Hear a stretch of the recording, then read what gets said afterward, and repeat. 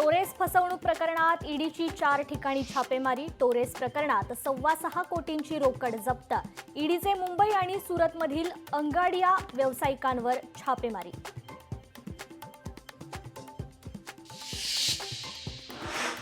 सलग तिसऱ्या दिवशी सलाल धरणाचे दरवाजे उघडले। चिनाब नदीवरील सलाल धरणाचे दरवाजे उघडले। पाण्याचा प्रचंड लोंढा पाकिस्तानच्या दिशेने। पाकिस्तानच्या अनेक भागात पुराचा धोका।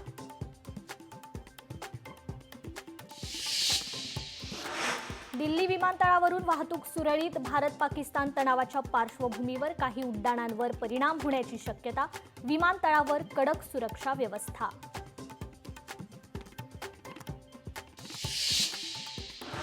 अमृतसर विमानतळ परिसरातील गुरुद्वारा बंद। भारत पाकिस्तानमधील शस्त्रसंधीनंतरही बंद। संवेदनशील ठिकाणी सुरक्षा दल आणि पोलीस तैनात।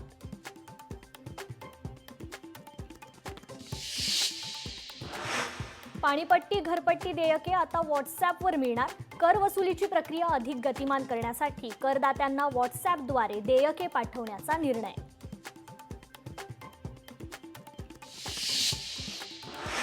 पुणे शहरासह जिल्ह्यात मुसळधार पावसाचा अंदाज। पुढील 4 दिवस मेघगर्जनेसह जोरदार पावसाची शक्यता।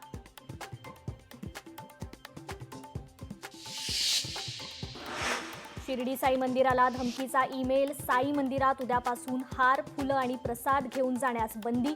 भारत पाकिस्तानातील तणाव निवळेपर्यंत बंदी कायम राहणार। साईबाबा संस्थानची माहिती।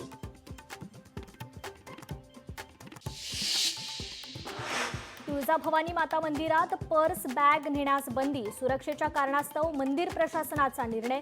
मंदिरात पूजा साहित्य नेण्यास मुभा।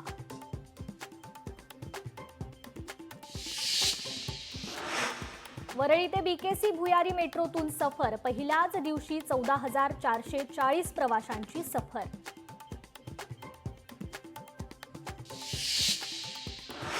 रायगड जिल्ह्यातील 53,000 शेतकरी मदतीपासून वंचित। मदत अनुदानाचा 15 कोटींचा निधी पडून।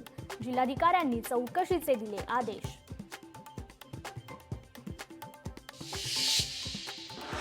नवी मुंबई विमानतळाची कनेक्टिव्हिटी वाढणार। वेस्टर्न एंट्री इंटरचेंजचे काम जूनपर्यंत पूर्ण होणार।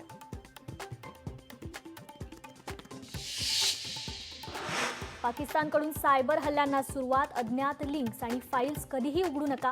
केंद्र सरकारकडून देशभरात सायबर सुरक्षा अलर्ट जारी।